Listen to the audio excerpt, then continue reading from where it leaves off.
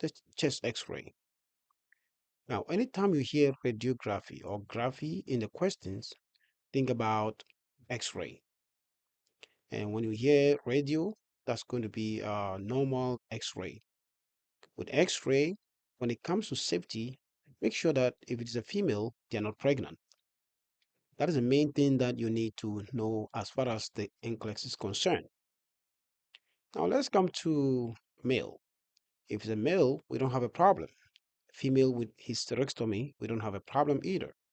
Or if it's a female that is age 65 and above, you know that these people have no chances of getting pregnant.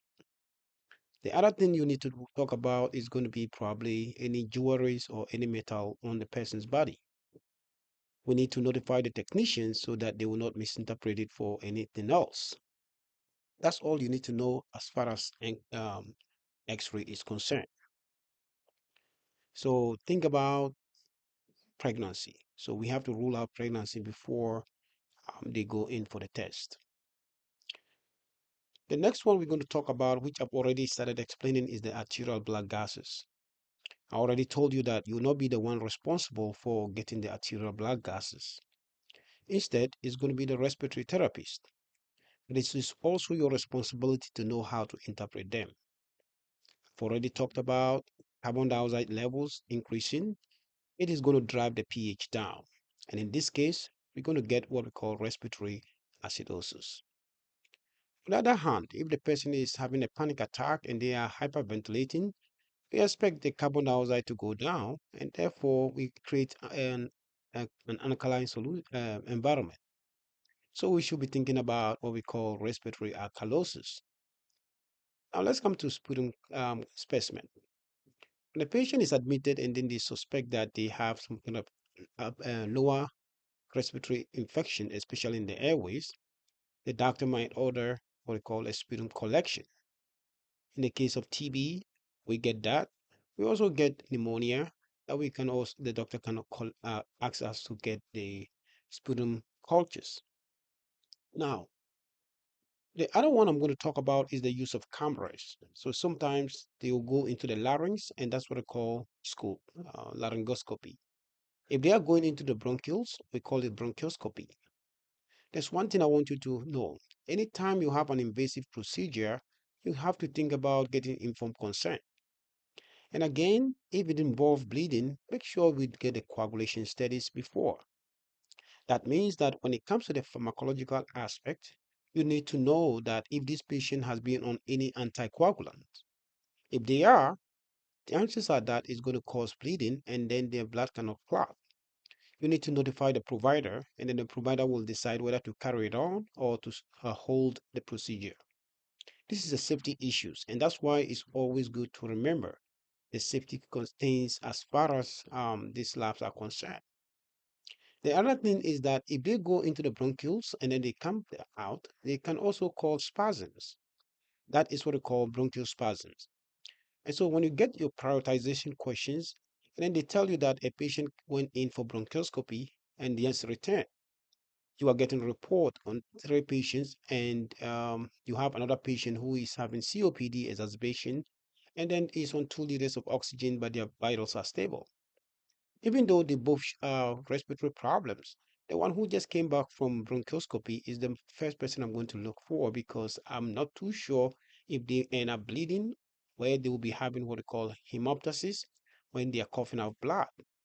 When that happens, think about it. We might have a medical emergency because of the internal bleeding. But if the question talk about, let's say, a scant or moderate amount of blood in the secretion, this does not cause for concern. If the question talk about bronchoscopy, please, this is likely to be the answer because this is an airway closure. Always remember Maslow hierarchy of needs. Airway comes first. When you hear about laryngoscopy, this time around, the camera went into the larynx and not the bronchioles. Whichever way, when they come back, you are going to be monitoring the respiratory status and also bleeding. I will talk a lot about bleeding when we go to the cardiovascular system. The next diagnostic test I want you to remember as far as NCLEX is concerned is what we call the dye procedure. And the dye procedure, you'll be hearing the word angio. Angio means dye. Graphy would are getting x-rays. So angiography, we get an x-ray after we inject the dye. Anytime you have a dye procedure, there are three things I want you to remember. One, with a dye procedure, always remember if it's an IV, think about your kidneys. NCLEX is not going to talk about kidneys, it will be giving you the creatinine levels. And so make sure that you check the creatinine levels um, uh, before you think about selecting any of the options over there. If you don't see creatinine level, think about the BUN. These are the two main lab values that determines the renal function. Now, there's one medication I want you to also remember when the patient is on it. This is called metformin. When a patient is going for a dye procedure and they take the metformin, they will end up getting what we call lactic acidosis. You don't want that to happen. So for the sake of the NCLEX, I want you to remember these two. When they are going for a dye procedure, please, metformin has to be held.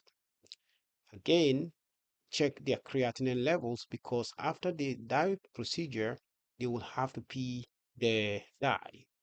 And so if the creatinine levels are high, you have a condition called AKI.